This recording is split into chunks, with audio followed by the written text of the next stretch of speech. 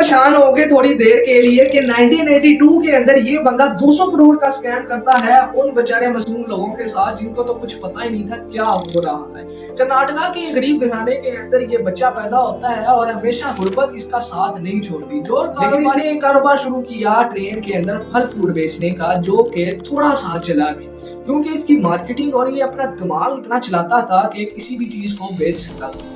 उसके बाद ये होटल के अंदर एक जॉब करता है जहां इसको सेल्स मैनेजर रखा जाता है और ये क्या करता है कि जितने भी बस स्टैंड और टैक्सी स्टैंड होते हैं उनके अंदर अपने कार्ड, विजिटिंग कार्ड देना शुरू कर देता है और कहता है कि जो टैक्सी वाला बंदा लाएगा उसको कमीशन दिया जाएगा। इसी तरह ये उस होटल को भी चला देता है, लेकिन भाई साहब को चाहिए था पैसा मोटा।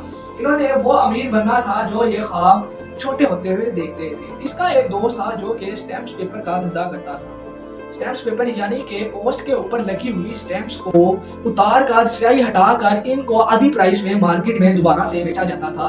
यह एक छोटा सा स्कैम समझा जाता था। इन्होंने इससे भी काफी ज्यादा पैसा कमाया, लेकिन क्या करते हैं यहाँ भी इस बेचारे की किस्मत नहीं चली। इसके कॉम्पिटिटर आए और इससे भी कम प्राइस के अंदर वो ये बेचना शुरू कर दिए स्टैम्प्स।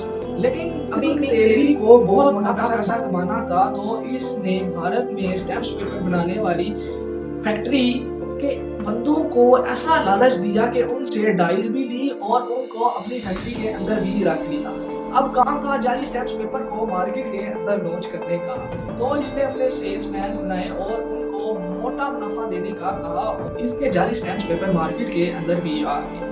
ना लोगों को ये पता लगता था कि असल स्टैम्प्स पेपर कौन से हैं, क्योंकि उस टाइम कोई इदारा नहीं था और किसी को इन चीजों का पता भी नहीं था।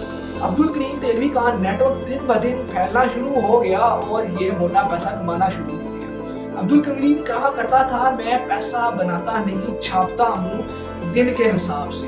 15-15 करोड़ ये उन सियासी पॉलिटिशियंस को दिया करता था जो इसके बैकबोन पे हाथ रखते थे।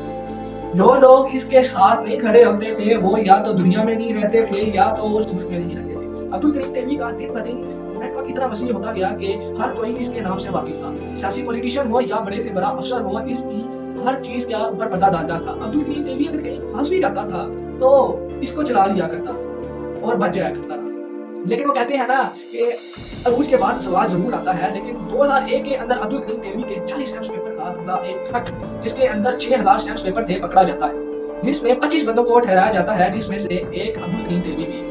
अगर आप थोड़ा पीछे जाएं तो इन 24 बंदों में से सारे के सारे मौजूद ही नहीं थे, यानी कि ये मर चुके थे। अब्दुल करीम तेलवी को बड़ी आसानी से फंसाया जाता है इस बात के, क्योंकि अब्दुल करीम तेलवी का तो कोई ट्रक गुजरा ही नहीं था जिसको पकड़ा जाता।